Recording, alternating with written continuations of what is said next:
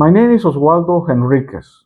My YouTube channel will be a platform in order to defend the Western civilization, the Judeo-Christian values, the capitalist system, in other words, the free market system, to defend the United States of America, and to defend Israel. In this YouTube channel, I will post many videos in defense of all these topics. Please support my channel. Thank you very much. Good morning. Now I'm gonna talk in this video about Zorhan Mandani. Let me tell you, if I were a citizen of New York, I will never vote or support Zorhan Mandani. I'm gonna give you some reasons. The first one, in one interview, a journalist asked Mandani if he believes in the capitalist system. And he said, no, I don't believe in the capitalist system. I believe in socialism. You know, people like Mandani, leftist individuals, they believe or they imagine the capitalist system is full or filled with multimillionaires corporations like Google, Amazon, Microsoft.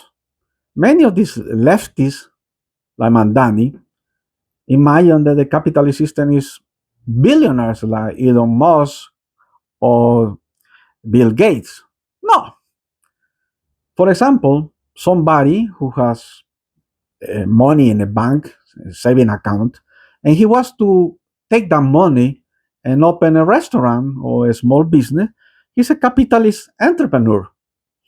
He's a capitalist person because he's creating wealth. He's creating jobs.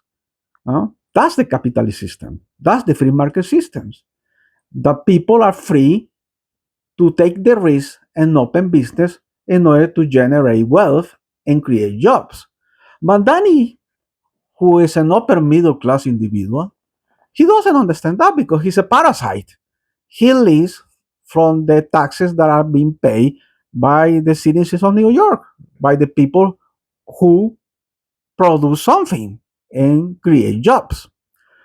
Then he says that he believes in redistribution of the wealth, meaning he believes in confiscating somebody's wealth in order to translate that money, to transfer that money to other people that he believes that are in disadvantaged situation.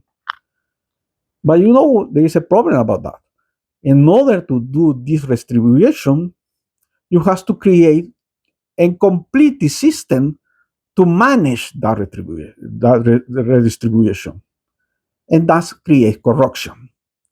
That also believes supermarkets owned by the municipality. In other words, owned by the state.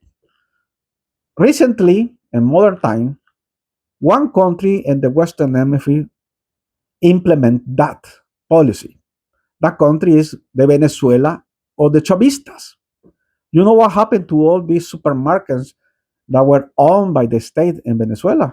They are no longer there. They went to bankruptcy. Now the Venezuelan people has to go to the black market because most of these supermarkets owned by the state didn't have products because there was price control on many goods. So he believes in policies that are destructive and they can put backward New York. I'm going to give you three perfect examples in our continent, in Americas, in the Western Hemisphere, that these socialist policies has been catastrophic. One is a very well known, that is very close to the United States of America, Cuba. Cuba in the 1950s of the last century was ruled by a right-wing dictator and military. His name was Batista. But nonetheless, Cuba was one of the wealthiest countries in the Western Hemisphere, behind the United States of America, behind Canada, and probably very close to Argentina at that time. Huh? And what happened with the country? Well, everybody knows what happened to Cuba. After 60, more than 60 years to be ruled by this socialist evil system, Cuba looks very similar to Haiti. Haiti, the poorest country in the Western Hemisphere.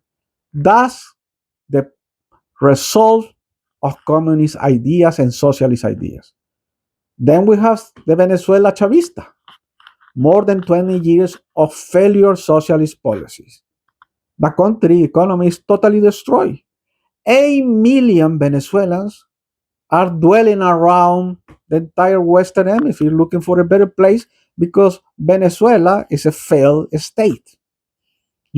Last year I was visiting Guatemala City, um, and I encountered a young Venezuelan man with his two sons begging for money on the streets of Guatemala City. That was unthinkable 20 years ago. In Latin America, people in El Salvador, in Guatemala, and many other places, we look Venezuela with admiration, with jealousy. This wealthy country with beautiful women. Uh, we have the kind of way to look Venezuela with admiration. That Venezuela that we used to admire and sometimes jealous no longer exists because of socialism. Then I'm going to give you another sample that is a little bit in the past, but it has very similarities with Mandani. In the 1970s, Chile was ruled by a wealthy socialist doctor. His name was Salvador Allende. Like Mandani, Allende came from the upper middle class. He was a very wealthy person, but he didn't produce anything. He didn't create jobs. He didn't create wealth. He inherited his wealth from his family. And he was a socialist, a very bourgeoisie socialist. But in 3 years of his presidency, he totally destroyed the Chilean economy. That was the reason that when the Chilean militaries, with the help of the CIA, decided to topple Allende, it was easy because the Chileans, the people from Chile, were fed up with his disastrous socialist policies.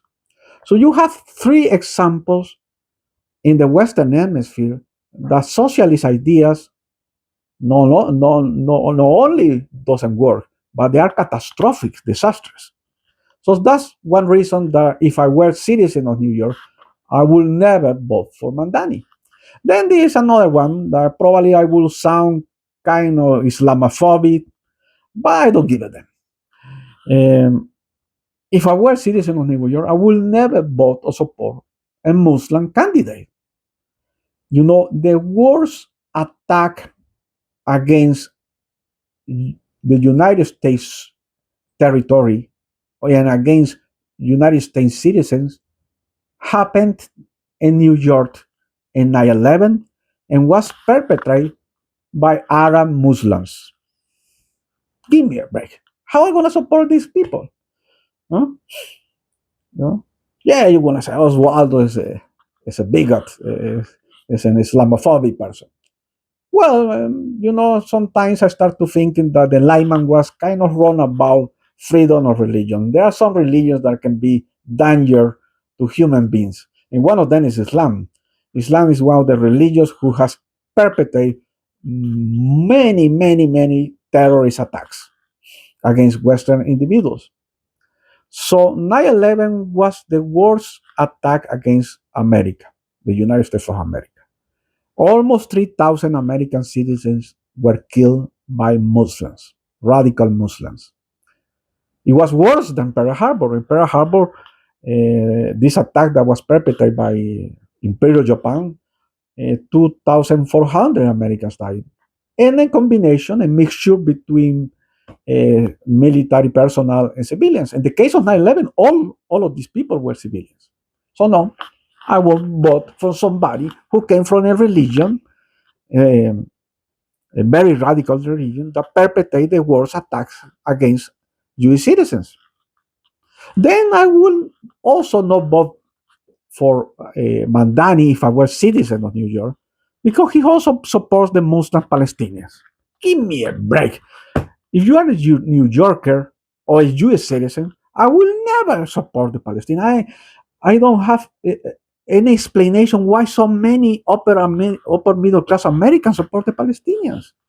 The Palestinians, the Muslims Palestinians from Judea and Samaria, that we call the West Bank, but the real name is Judea and Samaria, and East Jerusalem, and Gaza, the one that is being obliterated by the Israelis, they celebrate 9/11. They cheer for the killing of innocent American civilians in 9/11. So how is supposed that if I were a Jewish citizen, a citizen of New York, I will support this collective, these decadent people who celebrate the killing of innocent Jewish citizens?